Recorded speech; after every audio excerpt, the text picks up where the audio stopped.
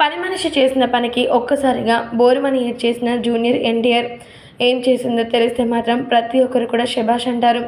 యంగ్‌టైగర్ junior NTR గురించి ప్రత్యేకించి చెప్పాల్సిన పనే లేదు. తనేంటో తన వ్యక్తిత్వం ఏంటో మనందరికీ తెలిసిందే. ముఖ్యంగా చెప్పాలంటే జూనియర్ ఎన్టీఆర్ మాత్రం తన యొక్క అద్భుతమైన శైలిని ముందుకు తీసుకువెళ్ళిపోతూ గ్లోబల్ స్టార్గా మారిన తర్వాత కొరటాల శివ గారి దర్శకత్వంలో మోస్ట్ వాలంటెడ్ మూవీలో దేవర అనే మూవీలో హీరోగా నటిస్తున్న సంగతి తెలిసిందే కదా. మరి ఇప్పటికే ఈ మూవీ నుంచి ఫస్ట్ సాంగ్ రిలీజ్ అయ్యి అందరినీ కూడా ఏమో ఆకట్టుకుంటుంది.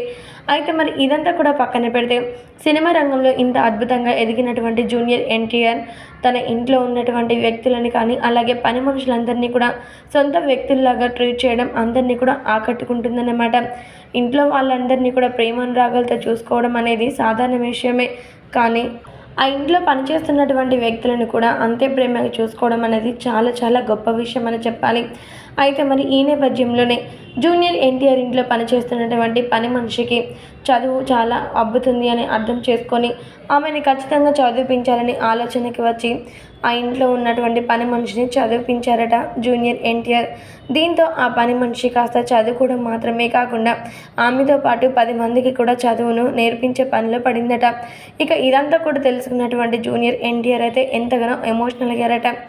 నీ కోసం నీ భవిష్యత్తు కోసం నేను చదివిపిస్తే మీరు మాత్రం ఎలాంటి స్వార్థం లేకుండా ఎంతో అద్భుతంగా ఇంతమంది పిల్లలకి చదువు చెప్పడం చాలా సంతోషకరం అంటూ ఎమోషనల్ అయ్యారట జూనియర్ ఎన్టీఆర్.